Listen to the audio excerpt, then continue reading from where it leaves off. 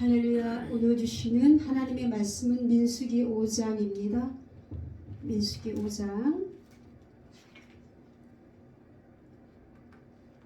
1절부터 4절까지 우리 다 같이 합독하도록 하겠습니다. 민수기 5장 1절부터 4절입니다. 우리 표신줄로 알고 다 같이 합독하겠습니다.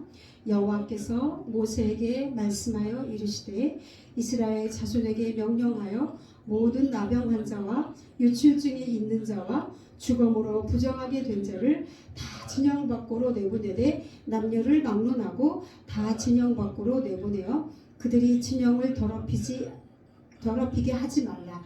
내가 그 진영 가운데에 거하느니라 하시매 이스라엘 자손이 그같이 행하여 그들을 진영 밖으로 내보냈으니 곧 여호와께서 모세에게 이르신 대로 이스라엘 자손이 행하였더라. 아멘.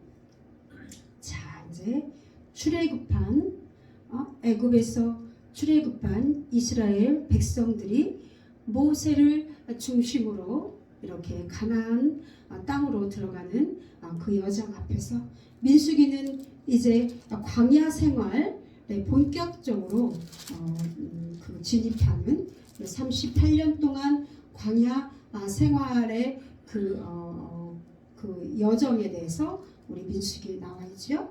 우리가 출애굽기 맨 마지막 30장에 보면은 그것은 이제 성막의 완성으로 끝나요. 하나님께서 너희 중에 있을 때니 성막을 이렇게 지어라라고 하나님께서 말씀하시고, 레위기는 또 이제 그 민수기 앞에 레위기에 보면은 이제 그 백성들이 지킬 규례들, 번제를 어떻게 드려야 되나, 이런 것들에 대해서 구체적으로 하나님께서 말씀하고 있습니다. 그래서 성물을 먹는 규례, 또 하나님께서 기쁘시게 받으시는 제물, 또 먹지 말아야 될 것과 먹어야 될 것들, 이런 여러 가지에 대해서 레위기를 말씀하고 있고요. 이제 민수기를 보면은 민수기 1장부터 4장까지를 이렇게 잠깐 간단하게 살펴보면은 민수기 1장 보면 이 계수하는 게 나오죠. 민수기는 샌다고 세는 거라고 그랬잖아요. 그리고 이제 출애굽해가 나가지고서 싸움에 나갈 사람을 이제 계수한다고 민수기 1장에 보면은 나와 있어요. 그것뿐만이 아니라 또 그 지파별로 각 이제 계수를 하고, 그 다음에 이제 그 중에서 이제 그 진편성 어떻게 해서 나갈 것인가, 광야로 행진을 하고 나갈 때 어떻게 진을 구성할 것인가에 대해서 2장에 대해서 이렇게 나와 있어요. 그리고 이제 3장에 대해서는 또 이제 그래서 2장에는 각 지파들이 유다 지파가 맨 앞에 서고 그 다음에 동서남북으로 그 진 배치를 하는 것들이 나와 있습니다. 그 3장에서는 아론의 아들들에 대해서 이제 하나님께서 제사장을 돕는 레위 사람에 대해서 말하고 있는데요. 그 이제 아론의 아들들이 여러 명이 있잖아요. 그리고 레위 아들들에 대해서 나와 있고, 그 레위 아들들의 또 아들들에 대해서 있으면서 그들이 해야 되는 성막에서 어떻게 봉사해야 되는가에 대해서 고앗 자손은 뭐를 하고 무슨 자손은 뭐를 하고 이렇게 설명을 하고, 그런 것들에 대해서 다 말씀을 하고 있습니다. 자, 그러고 나서 이제 그 4장은 이제 고앗 자손의 임무에 대해서, 또 게르손 자손의 임무에 대해서, 무라리 자손의 임무에 대해서 이렇게 나와 있고요. 그리고 오늘 5장에 대해서 5장을 보면은 우리 처음에 봤을 때 5장 1절부터 4절까지 이렇게 말씀을 보면은요, 부정한 사람에 대한 처리에 대해서, 부정을 어떻게 해결할 것인가에 대해서 말씀하고 있고, 뒤에 보면은 죄에 대한 값을 어떻게 우리가 치러야 되나, 그리고 또 아내의 간통을 밝히는 절차, 의심이 있을 때 그걸 어떻게 해결하나, 이런 것들에 대해서 구체적으로 말씀하고 있는데, 그런데 우리가 여기서 잘 이해를 하지 않으면은 오늘이 그 나오는 1절부터 4절까지 이렇게 보면은, 아니 하나님께서 왜 그 많은 병들 중에 나병 환자, 유출증이 있는 자, 그 다음에 시체에 대해서 주검으로 이렇게 만진 거나 옆에 있었거나 이런 사람들을 진영 밖으로 내보내려잖아요. 이해가 안 되잖아요. 그렇죠? 그러면 우리는 여기에 담겨진 하나님의 뜻이 무엇인가를 우리 말씀을 통해서 오늘 시간 깨닫는 시간 되기를 주님의 이름으로 축원합니다. 자, 이제 여호와께서 5장 1절에 보면은 누구에게? 모세에게 말씀하셨어요. 하나님은 지도자를 통해서 지금으로 말하면 교회의 목사, 교회로 따지면 목사겠죠. 말씀을 하세요. 그리고 나서 그 말씀을 따라서 그 백성들은 그대로 순종을 하죠. 모세에게 말씀하여 이르시되 이스라엘 자손에게 명령하여 모든 나병 자와 유출증이 있는 자와 죽음으로 부정하게 된 자를 다 진영 밖으로 내보내라. 이제 하나님께서는 모세의 권위를 세우게 하시고 자기 가족 중에 있잖아요. 피부병 있는 사람, 그 다음에 유출증이 있는 사람, 또 뭐 시체 죽은 사람, 이런 사람들이 있는데 그 모세의 말을 그 백성들이 순종하지 않을 경우에 얼마나 혼란스럽겠습니까? 그랬는데 어서 오세요. 그랬는데 이 백성들은 그 모세의 말을 명령을 따라서 다 순종을 하는 것이 나와요. 하나님이 그렇게 하게 만드신 거죠. 하나님이 모세의 그 말, 모세에게 불순종했을 때 나타나는 그런 여러 가지 그 고라 자신들의 반역 사건을 통해서도 그렇고 보여주셨잖아요. 증거하시고. 그래서 이제 모세의 말을 하나님의 말처럼 믿고 이제 가는 거예요. 그런데 나병 환자, 그 다음에 유출증이 죽음이 있는 사람, 이렇게 세 가지 부류에 대해서 여러 가지 병이 있을 거 아니에요. 병도 있고 왜 특별히 이렇게 이것을 강조했을까? 우리 오늘 살펴보도록 하겠습니다. 근데 이게 또 어디에 나오면은 레위기에도 나와요. 자, 그러면은 여기서 나병이라고 했을 때 우리가 한센병, 문둥병이죠. 그거라고만 생각하면 안 돼요. 여기서 말하는 그 나병이라고 하는 것은 그것도 있고 여기서는 또 어떻게 설명을 해야 되냐면은 피부병을 말하는 거예요. 토탈적인 그 피부병을 말하는 거예요. 그러니까 이제 지금도 피부병은 사람들이 뭐 좋아가지고 그 약이 좋아서 치료를 하지만 그 당시 이제 광야 생활을 하잖아요. 그런데 뭐 의술도 많이 발전하지도 않았고 뭐가 있겠어요.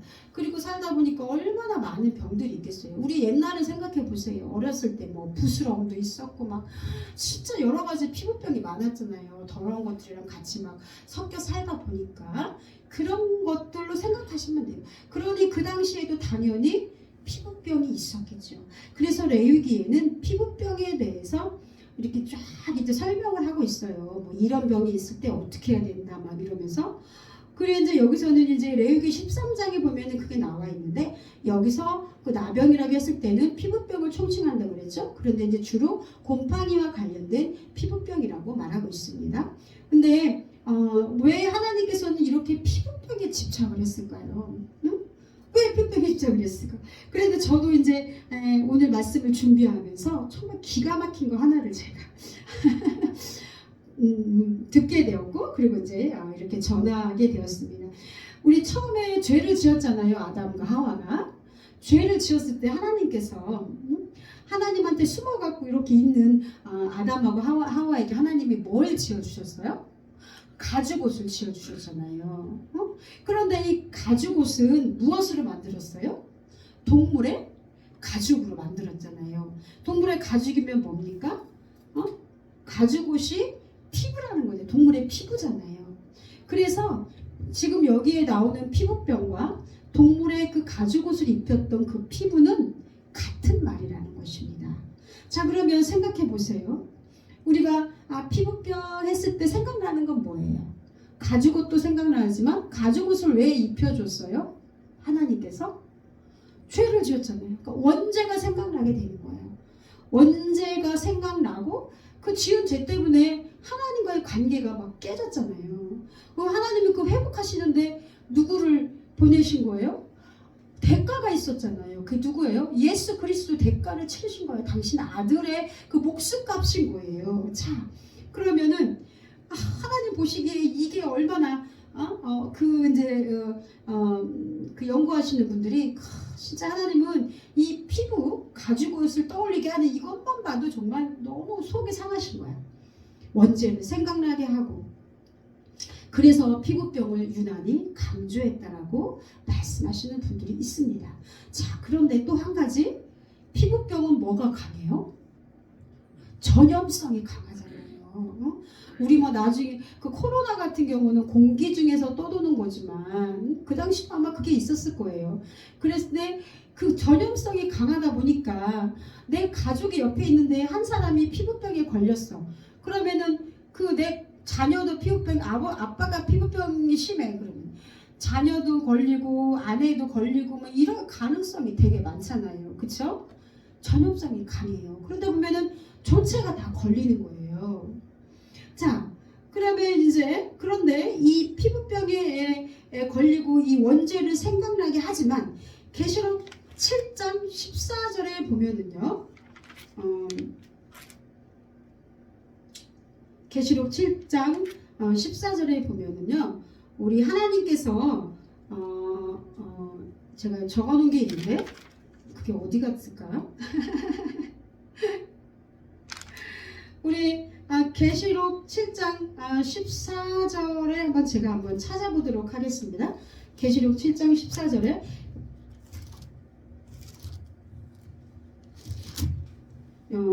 찾아겠습니다. 내가 말하기를 내 주여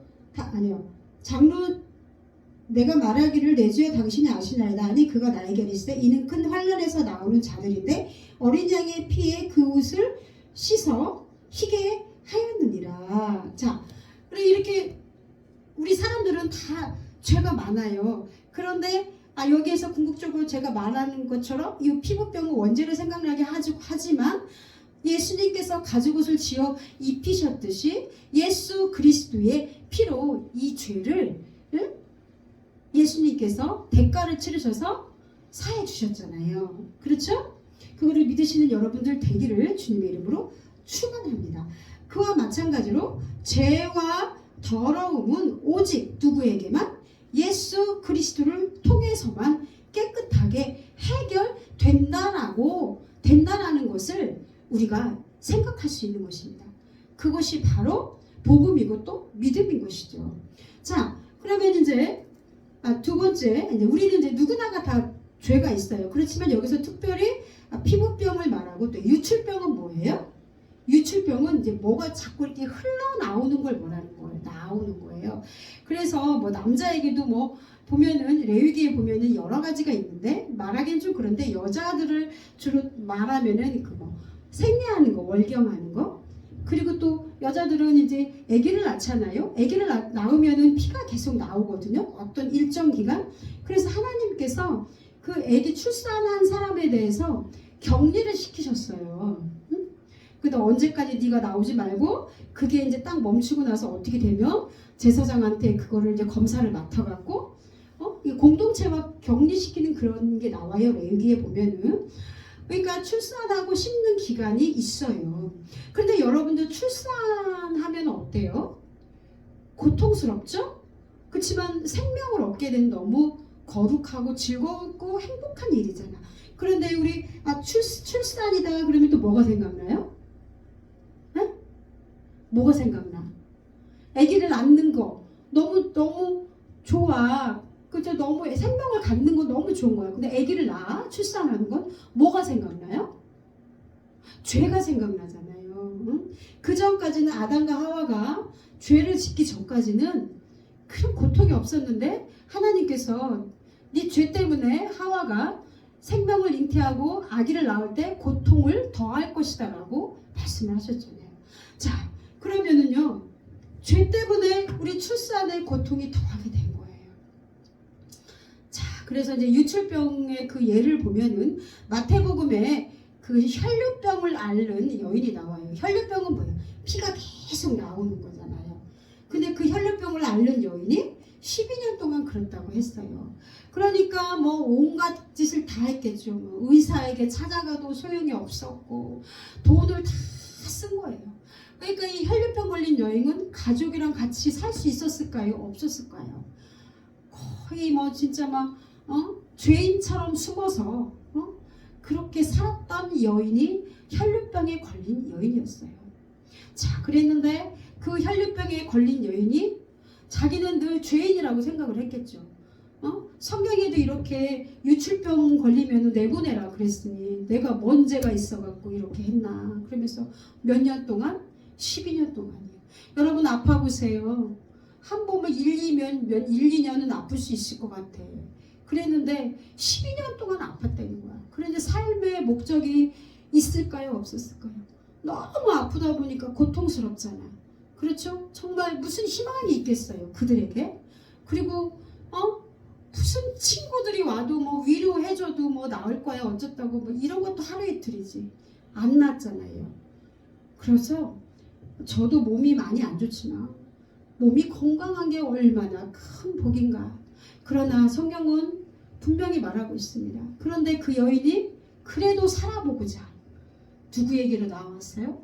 예수님께로 나온 거예요. 그래서 마음으로 그 예수님이 병을 고쳐주시고 귀신도 쫓는다고 하는데 예수님의 그 옷자락만 만지면 내가 살 수 있을 것 같아. 살 수 있을 것 같아. 예수님의 옷자락이라도 만져봐야지. 이러면서 그 여인이 용기를 내서 그 많은 대중들 속에 들어가서 예수님의 옷자락을 만진 거예요. 그랬을 때 우리 예수님께서 말씀하시죠. 따라 안심하라. 네 믿음이 너를 구원하였노라. 그 혈류병을 고친 거예요. 하나님이 우리를 부르시는 방법은 아주 많아요. 그런데 우리 성경을 보면은요, 행복한 중에 불렀다 이런 게 별로 없어요. 다 고난 중에 부른 거예요. 이렇게 해도 안 되고 저렇게 해도 안 돼. 인간적인 모든 방법을 써도 안 되는 거야. 그랬을 때 마지막으로 붙잡는 게 뭐예요? 하나님인 거예요. 그래서 오히려 병에 걸렸을 때 약을 먹고 금방 낫고 의사가 치료해줘서 금방 나으면 물론 하나님이 고치시는 것도 있죠. 그 의술을 통해서. 그런데 그것 믿음 없는 사람들에게는 뭐 하나님이 한 것 같지 않아. 그래서 하나님이 때로는 우리에게 고난을 주시고 병을 주실 때 그래 너 한번 해봐. 네 끝까지 한번 해봐. 네가 아무리 병원에 가봐라. 그때 어떻게 해야 돼요? 무릎 꿇어야 돼요. 저도 지금 몸이 안 좋은데 병원에 가도 별로 드러나는 게 없어요. 그러니까 아주 좀 너무너무 막 속이 상한 거야. 그렇지만 우울하고 하나님이 살아계신가? 궁금하고 하나님 안 살아계신 것 같아. 어떻게 이렇게 그때마다 그래도 믿음을 버리지 않고 주님 앞에 무릎 꿇는 거예요. 그랬을 때 교회 나와서 기도를 하면 왠지 그냥 시원해지는 것 같고 더 마음이 편안해지고 몸도 더 안 아픈 것 같아. 그래서 그것이 때로는 그 채찍이 우리를 사랑하시는 증거가 될 수도 있는 것입니다. 레위기 15장에 보면은요, 이 피부병에 대해서 굉장히 많이 나와 있어요. 여러분 레위기 15장 쫙 보세요. 얼마나 기가 막힌지 몰라요. 그래서 그 유출병이 있는 사람들 옆에도 가지 말고, 만약에 그 사람들 뭐 만졌다 그러면 얼른 가서 손을 씻고, 그 사람이 막 침을 뱉었다 그러면 또 아침부터 저녁까지는 부정하니까 어디 나가지도 말고 이런 게 있는 거예요. 자, 그 다음에 세 번째 뭐라 그래? 주검으로 부정하게 된 자를 진영 밖으로 내보내되. 이게 주검이 뭐예요? 시체, 죽은 사람을 만지거나 뭐 죽은 동물의 그 시체를 만지거나 뭐 이런 경우 있잖아요. 이게는 어때요? 성경에서 하나님께서 그거 진영 밖으로 내보내라 그러는 거예요. 왜 그랬을까요? 여러분, 죽은 시체는 뭘 생각나게 해요? 네? 우리 인간이 왜 죽었어요? 죄 때문에 죽었잖아요. 그쵸? 죄 때문에 죽은 거예요. 그래서 예수를 믿지 않는 사람들은 살아있지만 그 사람들은 죽은 거예요. 겉모습은 살아있지만 그 영은 죽은 거예요. 그래서 하나님께서 이 주검에 대해서 주검으로 부정하게 된 자는 진영 밖으로 내보내라 라고 말씀하고 있는 거예요. 특별히 제사장, 대제사장들은 그게 얼마나 철저한지요. 대제사장은 한 명밖에 없잖아요. 그 당시에. 그런데 그 사람들은 심지어 부모가 죽어도 거기 가면 안 돼요. 왜 그랬을까? 하나님 왜 그럴까? 아니 피부병 좀 걸렸다고, 그 유출병 좀 걸렸다고, 그리고 또 이 주검을 만졌다고 왜 하나님께서 진영 밖으로 내보냈을까? 다 죄와 관한 거예요. 죄와 관한 거. 그래서 오늘 3장 보면은 맨 끝에 보면은 그들이 진영을 더럽히게 하지 말라. 진영 밖으로 내보내어서 그들이 어떻게 하지 말라? 진영을 더럽히게 하지 말라. 왜? 내가 그 진영 가운데에 거하느니라. 성막이 있었잖아요.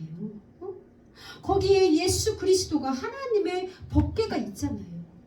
그랬는데 그 진영 밖으로 그 안에 거룩한 곳인 거예요. 이스라엘 백성들 하나님의 성전이 있는 그곳은 거룩한 곳인 거예요. 하나님은 뭘 싫어해요? 죄를 싫어해요. 거룩하신 분이기 때문에 온갖 더럽고 부정한 것과 함께 있을 수 없는 거예요. 그래서 여러분들 그것을 어떻게? 내보내라. 그리고 또 한 가지 아까도 제가 말했지만 피부병은 전염성이 강해져. 그쵸?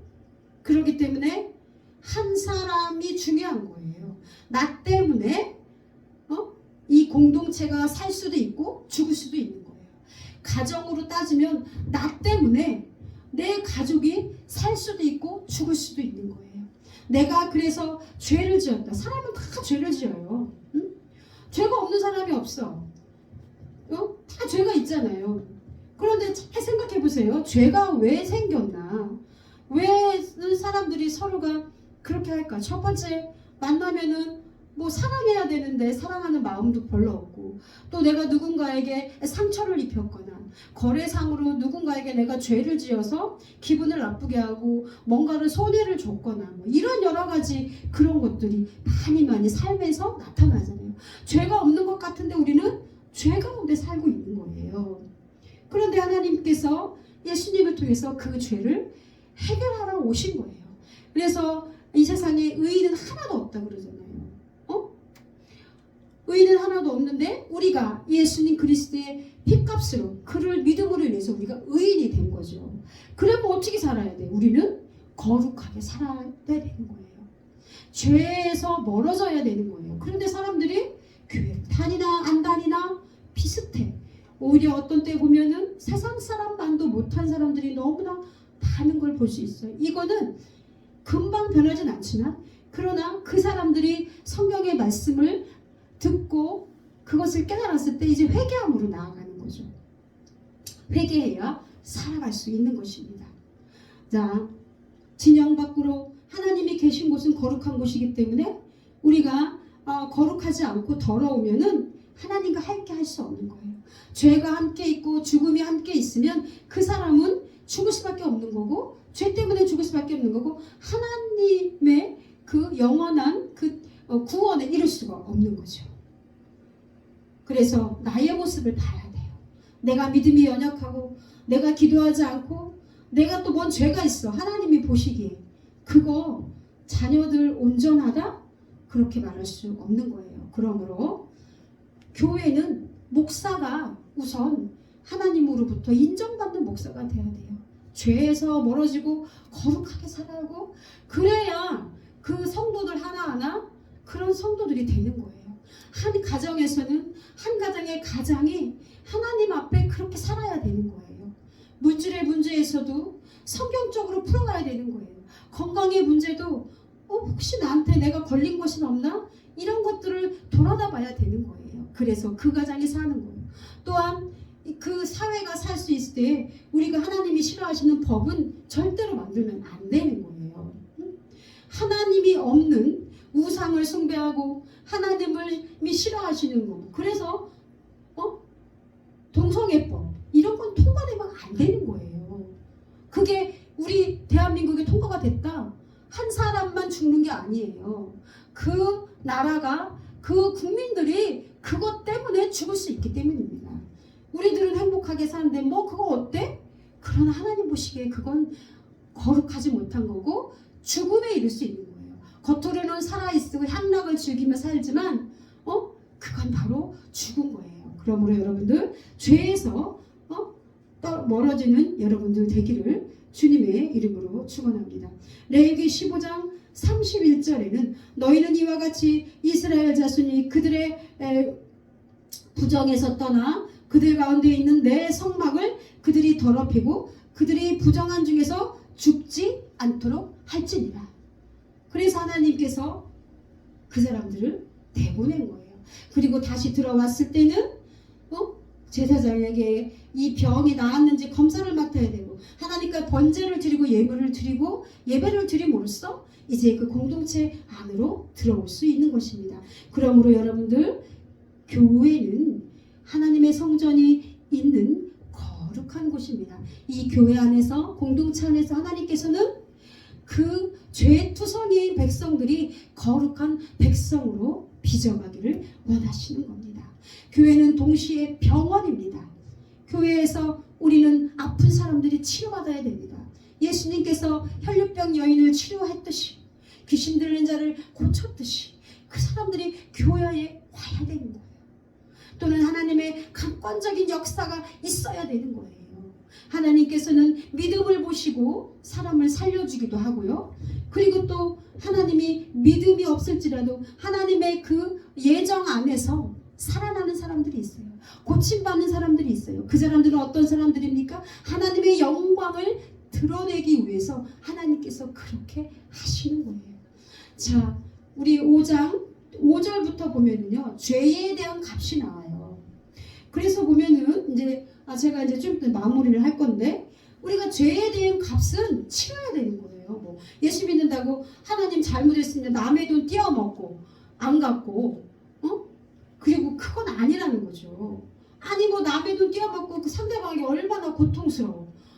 돈 떼어먹고 나라에서 그거 그 뭐라 그래? 구제했다 그래나? 그건 자기 생각이지. 그 상대방은 얼마나 고통스러울까. 우리는 그래서 되도록이면은 그 돈 문제 정확하게 해야 돼요.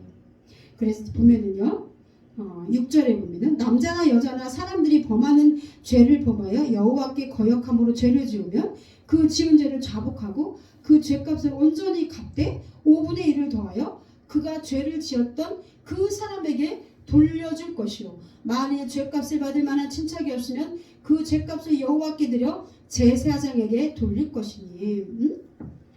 내가 어떤 사람에게 돈을 갖고 나서 어떤 뭐 주지 못했다, 뭐 거짓말해서 떼어먹었다, 그러면 내가 예수를 믿잖아요. 그럼 이제 회개해야 돼. 그리고 나서 그 사람들을 찾아가서 5분의 1을 더하여, 이자를 더하여 준다는 거죠. 그것을 돌려주고, 없어, 친척들도 없고 아무도 없고 연락도 안 돼, 뭐 오랫동안 찾았는데, 그랬을 때는 그거를 하나님 앞에 드리라는 거죠. 그렇게 말씀하고 있습니다. 그래서 우리는 지난날에 우리가 죄가 있는, 혹시 그런 게 없나 한번 곰곰이 생각해 보시고 오늘 이 시간 여러분들 자기 안에 적용하시기 바랍니다. 또 오늘 이제 11절에 보면은 아내의 간통을 밝히는 절차가 나왔잖아요. 근데 이거는요, 무슨 여자를 막 이렇게, 말도 안 돼. 뭐 남자는 죄를 안 짓나? 근데 그거 아니에요. 그래서 페미니스트들은 이거는 진짜 성경은 남녀 평등에 어긋나 라고 말할 수 있는데, 그 당시 환경을 보면 어땠다고 그랬어요? 여자는 재산 뭐 그냥 뭐 사람으로 들어가지도 않는다고 그랬잖아요. 그래서 남자들이 조금만 자기 마음에 안 들리면 막 때리고, 그리고 내쫓고 이혼하고, 이런 게 바로 여자들의 인권이었어요. 그랬을 때 하나님께서 그런 불쌍한 여자들을 생각하셔서 이게 의심병이 들었다는 건 뭐예요? 저 여자가, 아내가 다른 남자랑 간음을 하고 있는 것 같아, 이런 거잖아요. 그러니까 이 지금 말하면 의처증 같은 거지. 얼마나 고통스럽겠어 그 여자가, 그렇죠? 그랬을 때 보통 이런 법이 없을 경우에 그 여자는 남편에 의해서 죽임을 당하거나 또는 내쫓기거나 또는 폭력 행사를 당하거나 그런 걸 당해도 아무렇게나 아무런 말도 할 수 없는 그런 상황이었던 거죠. 그랬을 때 그 여자들을 보호하기 위해서 하나님께서 만드신 법입니다. 그래서 뒷부분에 보면은요, 그 과정이 나와요. 물로 담고 그 다음에 뭐 여러 가지가 있어요. 그리고 물을 마셔야 되는 거야. 그랬는데 이 저주가 되게 하는 물이 네 창자에 들어가 네 배를 붓게 하고 넓적저를 마르게 할 거라. 만약에 네가 진짜로 네가 간음을 했다, 남편의 의심대로, 그러면 너는 이런 저주를 받을 것이지만, 그러나 그렇지 않을 경우에는 어떻게 되는 거예요? 그렇게 안 되는 거예요. 29절에 이는 의심이 법이니 아내가 그의 남편을 두고 탈선하여 더럽힐 때나 또는 그 남편이 의심이 생겨 자기 아내를 의심할 때 여인을 여호와 앞에 두고 제사장이 이 법대로 행할 것이라.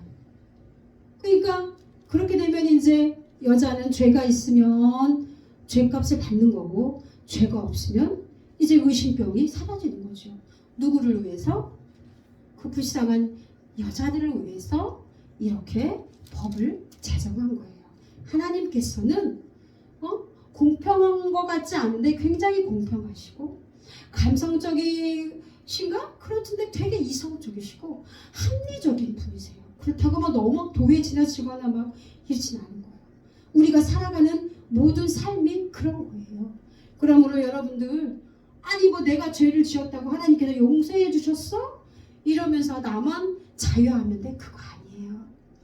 여러분들이 누구한테 용서를 빌 게 있으면 그 사람한테 가서 사과하세요. 그리고 그 상대방의 마음에서 그것이 개운하게 되고 그것이 용납됐을 때 그게 바로 진정한 용서인 거예요. 진정한 화해인 거예요. 죄 짓고 살지 맙시다. 그리고 죄를 지었으면 꼭 회개하시기 바랍니다. 여러분들 오늘 이 말씀을 통해서 이제 제가 할 말 다 했어요. 누구에게나 죄가 있습니다. 죄는 한 개인과 가정과 국가 사회를 파괴합니다. 그래서 하나님께서 죄가 누룩처럼 번지지 않게 하기 위해서 죄는 전염성이 있습니다. 그렇기 때문에 그 공동체가 죽지 않기 위해서 공동체를 살리시기 위해서 그 죄 지은 사람을 거기서 내보내는 것입니다. 하나님께서는 죄를 누구보다도 싫어하십니다. 그러나 우리가 살 수 있는 그 유일한 길은 오직 예수 그리스도를 믿는 것입니다. 믿음으로 우리가 그 죄에서 사함받고 살아갈 수 있는 것입니다. 그래서 예수님께서는 새 옷을 입혀주셨습니다. 거룩한 새 옷, 예수의 피로 빤 새 옷, 하얗게 된 그 새 옷을 입혀주신 것입니다. 여러분들 예수의 피로 이제 여러분들이 새로운 삶을 얻었고 그 죄에서 해방되었다는 믿음을 가지시고 오늘도 그 거룩한 예복으로 덧입혀지는 여러분들 되시기를 주님의 이름으로 축원합니다. 기도하겠습니다. 할렐루야. 하나님 아버지 감사드립니다. 하나님 우리가 무엇이간데 우리 같은 이 죄인을 사랑하셔서 이제 하나님께서 당신의 백성 삼아주시고 이제는 거룩한 백성으로 살아갈 수 있도록 우리에게 말씀을 주시고 우리에게 하나님 아버지 정말 주님을 찬양할 수 있는 이 예배의 전으로 불러주셔서